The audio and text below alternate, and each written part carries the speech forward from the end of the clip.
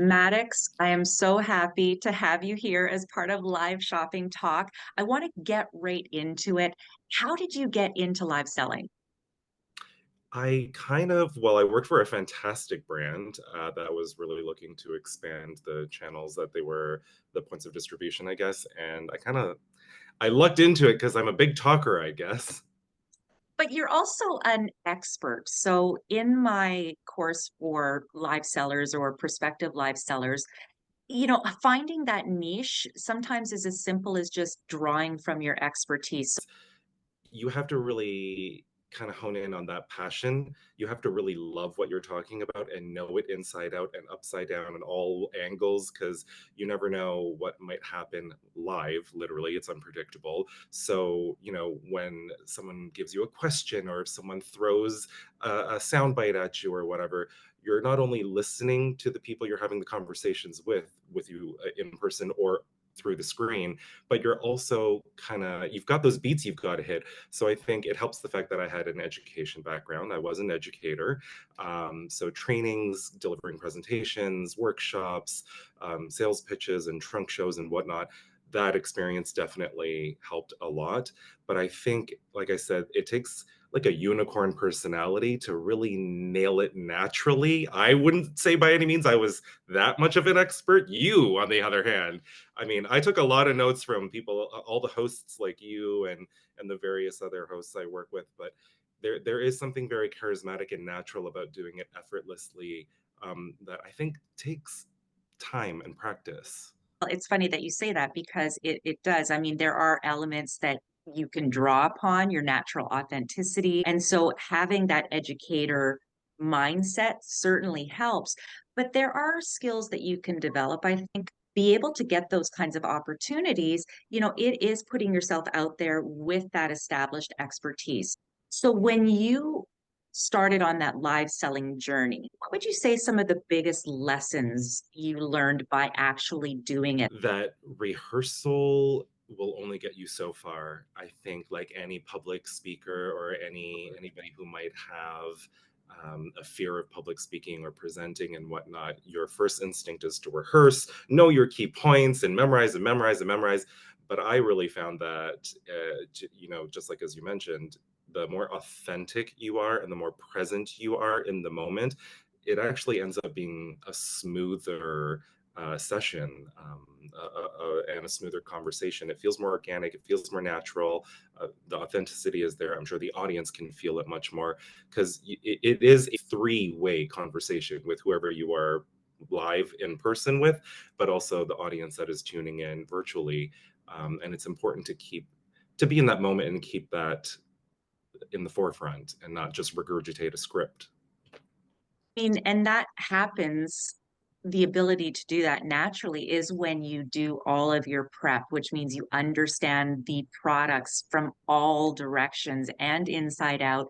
And then additionally, it is that communicating through the screen. Obviously, in person, if you were delivering something with someone directly in front of you, you have that advantage of the ability to touch. They can touch and you can touch, and you can both experience formulations and textures and scents, everything together. But because you can't through a screen, you have to be prepared with um, the recipient's concerns and questions. You have to anticipate what would they think, what are they going to ask, what is the mind chatter. So you really have to know your audience first and foremost, and that's part of the preparation. When I was referring to like know your product inside out, upside down, every angle, all around, it's not just the product features, but who are they for and what gap does it fill. What's the purpose, the why behind it.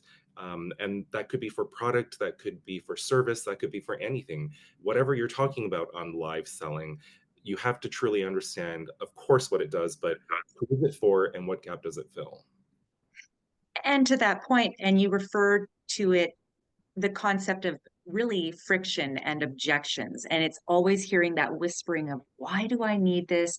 And then go down those layers. And I really dive into that with my course, Learn the HSH Method of Live Selling, because these are strategies that live sellers globally have used, and in particular in home shopping, which is kind of the OG, right? It's like the originator of live selling, to be able to then translate that into modern technology.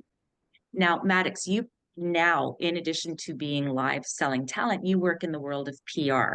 So I'm very curious hearing from you as you see now from that lens and working with brands that may want to incorporate those strategies into their marketing plans.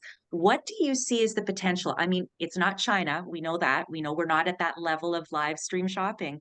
But what are you hearing? What are you seeing as the future with respect to live stream shopping and brands? Oh, it's really just scratching the surface. It's about to we're about to see a big shift in brand marketing and product launches. It's I think live selling is going to become as viral and important as when we first learned what viral TikToks were. Or do you remember?